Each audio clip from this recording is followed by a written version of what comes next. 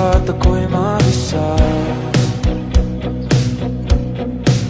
Kala ko'y payapa, boses mo'y tumatawag pa. Pinauman na ang lahat, di na ba naman naging sukat? Ngunit ba't ba andito pa rin?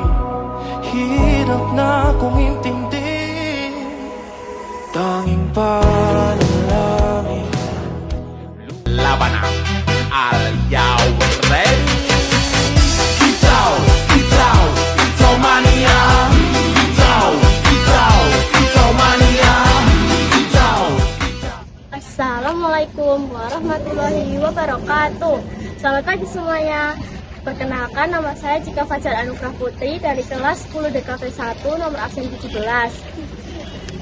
Di sini saya sedang berada di Museum Benteng Frederick di Jogja. Jujur ya, dari luarnya aja tuh udah kelihatan ibesnya tuh klasik banget. Apalagi bangunannya tuh masih kelihatan kayak Jawa. Kalian tahu nggak? Di sini tuh banyak banget sejarah yang ada di sini. Nanti kita bakal bahas 6 hal yang ada di sini. Biarkan nanti teman-teman saya untuk menjelaskan. Dadah.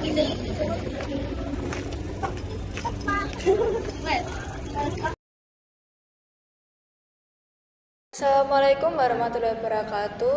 Di sini saya Cika Warawijaya akan menjelaskan tentang sejarah berdirinya Benteng Frederick.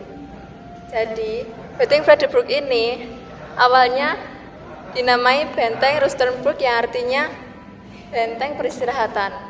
Dibangun oleh Belanda pada tahun 1760-an atas permintaan Belanda setelah perjanjian Chianti 1755.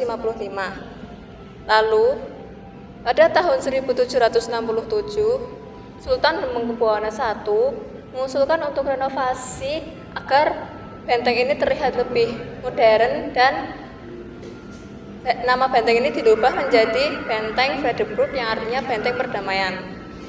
Tapi ternyata tujuan utama benteng ini bukan untuk melindungi seperti benteng pada umumnya, tetapi untuk mengawasi keraton Yogyakarta. Bayangin aja, Belanda selalu ingin tahu apa yang terjadi di dalam keraton. Ini juga merupakan salah satu bukti bahwa Indonesia pernah diawasi ketat oleh Belanda. Juga nama Frederick yang artinya damai tidak sama dengan tujuan dibangunnya benteng ini.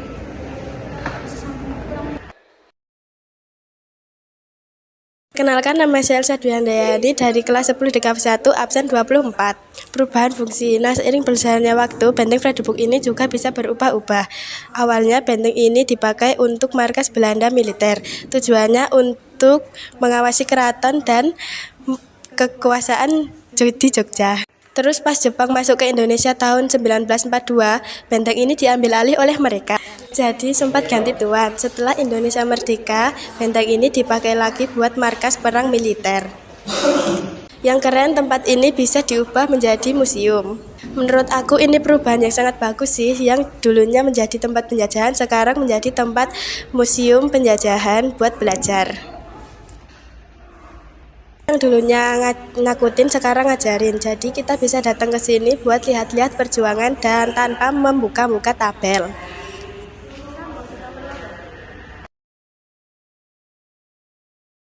Yang ketiga, diagrama perjuangan.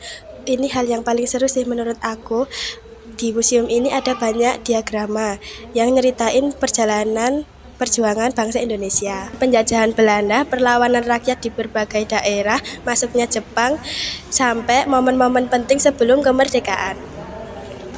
Yang bikin beda tuh detail diagramanya, bukan cuma patung orang diam doang, lengkap sama latar belakang tempatnya, suasana perang, bahkan ekspresi wajah tokoh-tokohnya. Jadi pas lihat tuh berasa kayak, oh dulu kayak gini kejadiannya ya. Kamu yang ngantuk membaca buku sejarah, ini bisa ngebantu banget nih.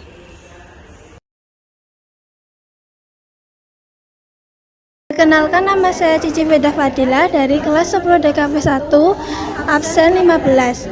Selain diorama, di sini juga banyak koleksi benda bersejarah yang asli, mulai dari foto-foto zaman dahulu, dokumen-dokumen penting sampai senjata perlengkapan perang. Ada juga benda-benda yang berkaitan dengan tokoh penting seperti Soekarno dan Muhammad Hatta. Yang bikin beda, banyak dari koleksi ini bukan replika, tapi asli di masa itu. Jadi kita bisa melihat, wah ini beneran terjadi di masa itu. Agak merinding dikit sih. Jadi kita jadi sadar, wah ini beneran dipakai di masa perjuangan dulu.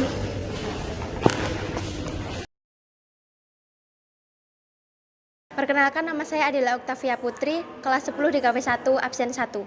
Kalau kita lihat sekeliling, bangunan di sini masih mempertahankan gaya kolonial Belanda yang keren banget. Dindingnya tebal, kokoh, dan bentuknya khas benteng pertahanan. Di dalamnya juga luas banget dengan halaman tengah yang terbuka. Pas jalan di sini tuh rasanya beda, kayak kita masuk ke masa lalu. Apalagi kalau lagi sepi, vibes-nya tuh dapat banget. Dan jujur aja, ini juga bisa jadi spot foto yang estetik. Banyak sudut yang cocok untuk foto karena perpaduan antara sejarah dan arsitektur klasik. Kamu bisa foto di depan tembok tinggi, di halaman tengah, dan di atas benteng yang menawarkan kota Jogja yang indah. Jadi selain belajar, kamu juga bisa bikin konten yang keren. Arsitektur ini juga menunjukkan bagaimana Belanda merancang bangunan untuk pertahanan dan pengawasan, dari jendela-jendela kecil dan senjata yang strategis. Jadi kamu bisa bayangin betapa kuatnya benteng ini di masa lalu. Selain itu, desainnya yang simetris dan proporsional juga menunjukkan keahlian arsitektur Belanda di masa lalu.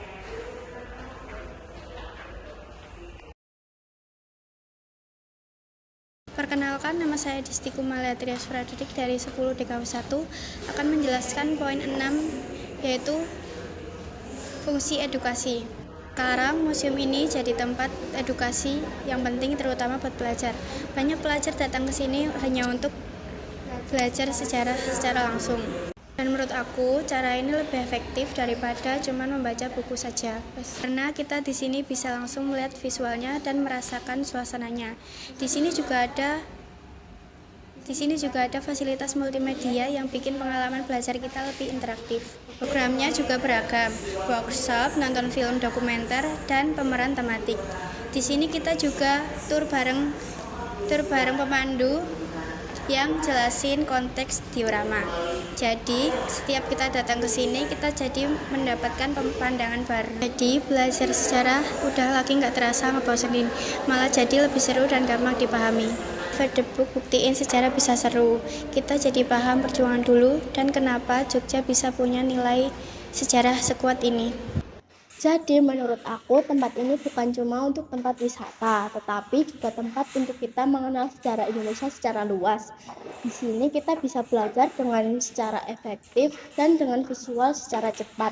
Jadi kalau kalian lagi ada di Jogja, aku sarankan untuk datang ke sini karena di tempat ini kita bukan cuma dapat foto yang banyak, tetapi juga mendapatkan ilmu yang sangat bermanfaat. Sekian dari kelompok kami, maaf bila ada salah kata. Wassalamualaikum warahmatullahi wabarakatuh. Labana al ready. Kitau, kitau, kitau mania. Kitau, kitau, kitau mania. Mo'y ramdam pa rin sa dilim. Hindi na nanaginip. Hindi na makagising.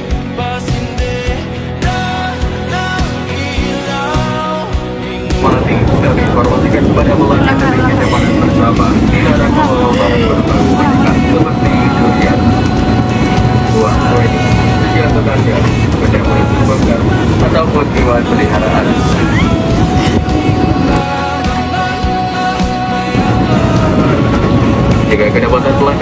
membawa barang tersebut akan kami turunkan barang bawaan Anda di stasiun berikutnya.